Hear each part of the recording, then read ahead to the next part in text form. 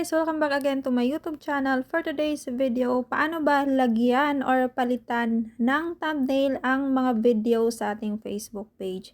So, kagaya nito guys, wala po akong thumbnail dito. Ayan, so yung iba meron. So, ayan, lalagyan ko yan siya ngayon ng thumbnail and ipapakita ko sa inyo kung paano gawin. Okay, pumunta ka lang ng Google Chrome. I-type mo lang dito ang web.facebook.com. Yan.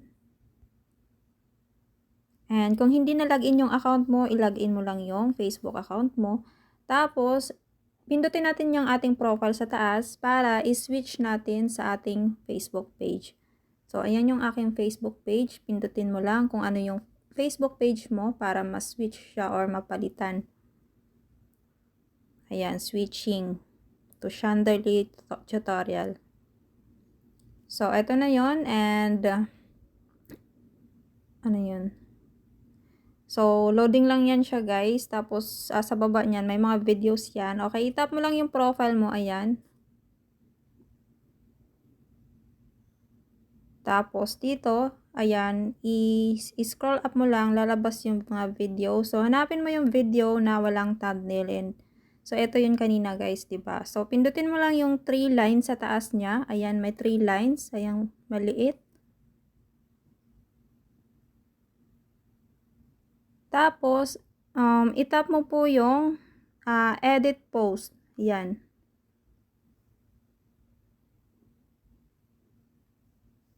Tapos, tap mo po yung video options. And then, ayan, change thumbnail. Itap mo yan.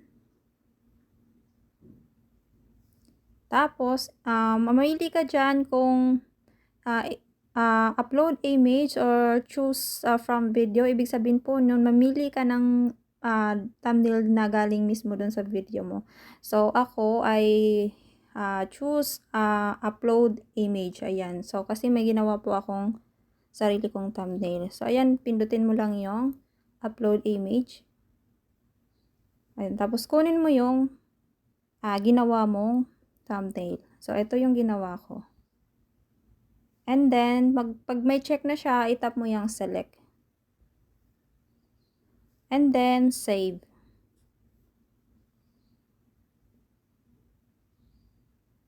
Ayan. And then, isave mo guys. Ayan.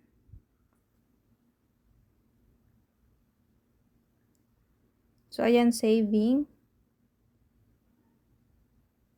Ayan, okay na yan siya guys. Tingnan ko sa aking Facebook page kung may thumbnail na ba yung kanina. So, ito yun kanina guys, diba? So, yun lang. Thank you so much for watching and don't forget to like, share, and subscribe. Bye-bye! I feel like I'm losing my mind.